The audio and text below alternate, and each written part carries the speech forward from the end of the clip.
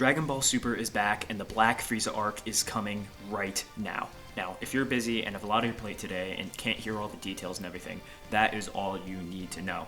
Black Frieza arc is the next arc, and Dragon Ball Super is continuing on past just summarizing or just the events of Dragon Ball Super Superhero. This is a big deal. I know a lot of people have been waiting for this, myself included, for a very long time. And I'm covering this, and I usually don't cover stuff like this because I'm just so excited and so hyped and have a lot to say and just a bunch of ideas bouncing around about what the Black Frieza arc can be. So in this video, I'm going to be reading the summary of this chapter that has been leaked / just posted and translated by the Twitter user Super Chronicles. Check him out. He posts leaks and stuff like this all the time. I will then be sharing what I think is going to be happening because of this, kind of doing predictions and whatnot, and then we'll wrap up the video. So if you like this kind of stuff, make sure to like and subscribe, and let's get right into it.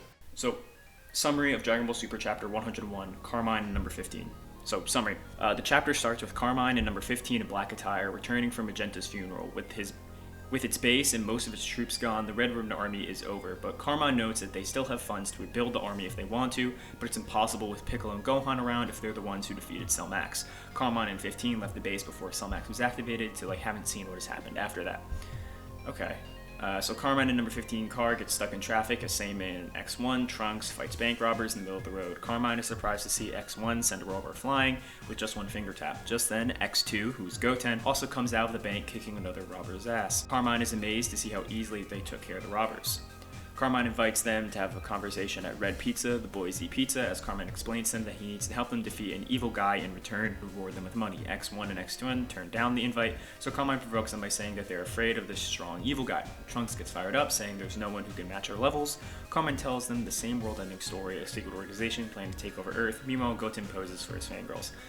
So this is the stuff that we knew in the initial leaks, and people got really concerned because they legit thought that the Dragon Ball Superhero summary arc was going to continue into like a new story featuring Goten and Trunks.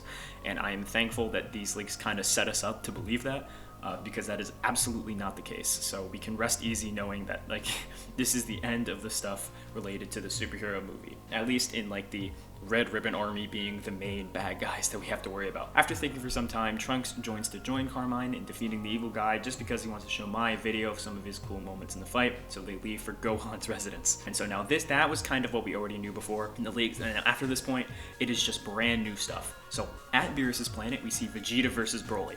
And I'm sure put some images up because a few of them have been posted. So Broly fires a series of blasts, but Vegeta deflects them easily, then sneaks in behind him and whispers in his ear with a proud smile, "Are you going to go mad, Broly?" He takes Broly's punch right on his face and says, "There's nothing wrong with being angry. Anger is the source of power for all Saiyans. The only problem is that you lose control of yourself. Vegeta then transforms into Super Saiyan. Don't suppress your rage, control it." Vegeta keeps provoking Broly to go berserk in order to stand a chance against him, but Broly suppresses the rage within him. So the part that really stood out to me here is Vegeta just taking that punch directly to his face, and this is where like the first theorizing stuff comes in, because the chapter doesn't tell us any of this, but he essentially takes this punch the exact same way he was taking punches in Ultra Ego, which leads me to believe that while yes, his Ultra Ego is evolving when he's actually in the form, it really does seem that Vegeta is also trying to do the exact same thing that Goku was trying to do, by essentially taking the form and applying it to your base form, so you're essentially in it all the time. Because as we know, both Beerus and Whis are essentially always in that state that gives them their power. So Whis is always in Ultra Instinct, and he's trying to kind of help Goku reach that point where it's essentially just as natural for him. And for Vegeta, Beerus is always in the state of Ultra Ego, which allows him to keep growing more powerful. Or essentially have unlimited, or I think he calls it unbounded power. Either way, essentially allows them to be as strong as they need to be. And so I think what's happening here is Vegeta is trying to start applying that to his forms, because Goku was already doing it with his base form and Super Saiyan forms against Granola. But Vegeta only has the powers of Ultra Ego when he's in Ultra Ego. So it seems like he's trying to tap into that here. But again, that could just be kind of like a throwback and him just trying to get Broly angry. It might also be a throwback to when, in the movie, Broly takes Vegeta's punch without any damage. Either way. So Goku worries that Broly might actually go berserk again when Whis notes that things have changed a little.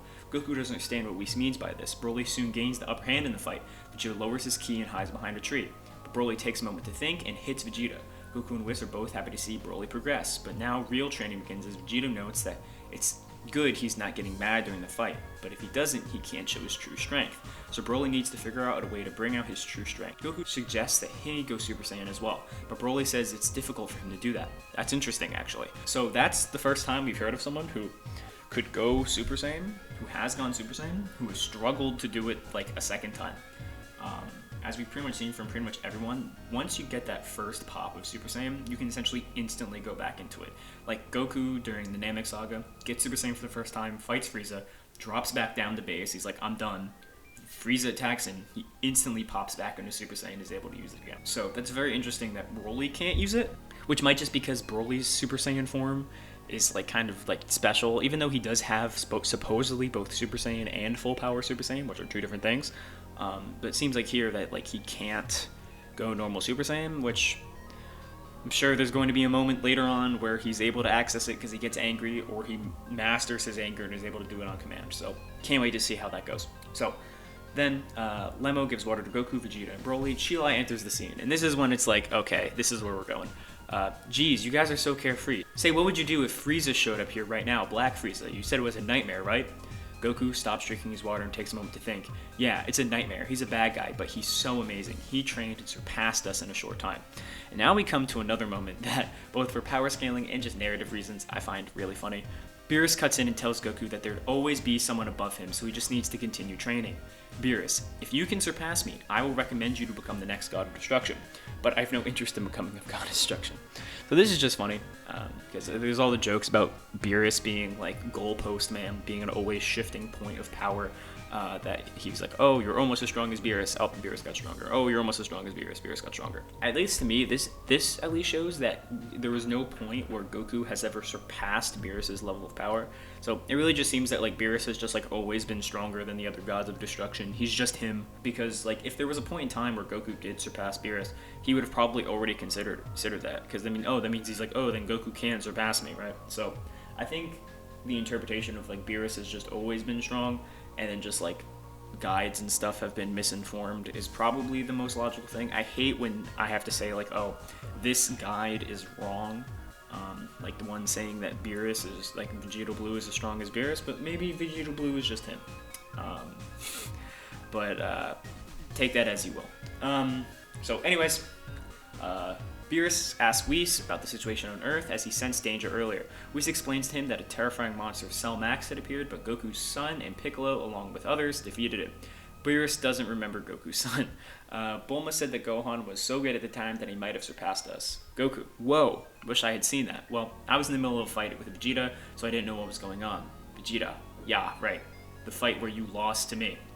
So, that kind of just explains why Goku and Vegeta didn't sense Beast Gohan or anything. It makes sense, though, like, even if you're fighting, people can sense other things going on. Like, when Vegeta and Goku are fighting on Earth during the Buu Saga, they sense Fat Buu coming out. So it's not an amazing explanation as to why they didn't sense it, but I think it's, like, the best one that they had, besides them, like, maybe being, like, asleep or something, but doing it with a fight where they're focused on fighting each other, like, I get it, but, like, we've seen this literal exact scenario happen where they can sense things that aren't the thing that they're directly fighting, but I digress. So, back on Earth, Goten and Trunks have almost reached their destination. Goten realizes it's the same area where Gohan lives. Both start to worry that they've been sneaking out to be heroes during school time. Upon reaching the location, Goten and Trunks are scared, so they don't leave the car. Carmine comes out and fires blank shots in the air. Gohan comes out in his study outfit. He catches the bullet from Carmine's gun. Gohan recognizes Carmine and number 15 to be the kidnappers of Pain. He gets angry and goes beast, breaking his glasses. The pressure of his ki creates a big hole in the garden. Gohan Beast's ki is so big that Goku and Vegeta sense it on Beerus' planet. Kakarot, could it be? This ki, it can't be. So this actually essentially confirms that Gohan can transform into Beast whenever he wants, which was actually something I was thinking that might not happen. I had kind of like my own theory / suspicion that maybe the Piccolo and Gohan forms, like Orange Piccolo and Beast Gohan, were going to be like a one-time thing that they couldn't tap into again, just like how like Broly in this chapter can't tap into Super Saiyan. So essentially giving a narrative reason as to why Beast Gohan and Orange Piccolo couldn't participate in the fight against Black Frieza. But this right here shows like, no, he has it. This is just a form that he has now. So there's really no excuse, I think, for not including Beast Gohan in pretty much any fight that happens in the future. If he's that strong and he has this new form that he can use at any time, even when there's just a guy with a power level of like 5 with a normal gun attacking his house, if he can pop it that easily, yeah, Gohan's got no excuse to not throw hands with Black Frieza now. Anyways, Carmen calls out Saiyaman to fight Gohan, but they don't. Gohan notices Goten and Trunks and asks them to explain what they're doing with their here with the Red Ribbon Army. Gohan goes back to his base form, and then Goku comes to Earth as he teleports on top of the car and says, "Yo everyone, it's been a while, hasn't it?" And then the chapter ends. And there's an editor note that appears Goku appears in a somewhat complicated situation. Is Goku thinking about doing that?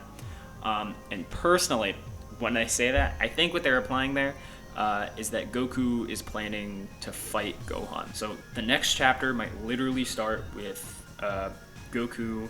Maybe they deal with the Red Ribbon Army or whatever. Who cares? But I mean, there's plenty of time for Goku to be like, "Yo, show me that beast form. Let's see what's going on, because we have problems that we have to handle here." So I mean, this arc. From this, I mean, this is really setting. So this is like the analysis section here. So I really think that this chapter is setting up pretty much a lot of like the fan fiction that people have been talking about for the longest time.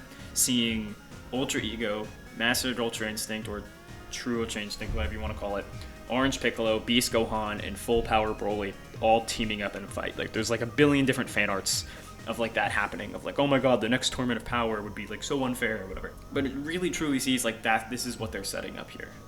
The fact that Broly is still staying in the story and they're still training him, and that he seems to have like this character arc going on where he can't control his anger, but he is learning from Goku and Vegeta. And then you have Gohan here, who has now unlocked a form that makes him essentially permanently like relevant within the story. I would not be like, oh, maybe they're talking about like Black Frieza here, if Black Frieza wasn't directly brought up in this chapter as still an ongoing threat.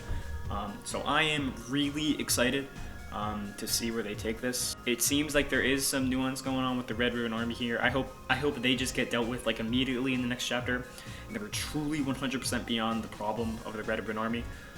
We've been waiting so long for actually new Dragon Ball Super content. So if you guys are, for whatever reason, bummed out about Daima, I 100% recommend that you guys hop onto the manga right now, because things are going to start getting crazy. And if you guys enjoy this video, I will be covering more stuff like this each chapter as it comes out or gets leaked. But you guys just gotta let me know. And make sure to leave your thoughts down below. That's gonna be all from me from now. See ya.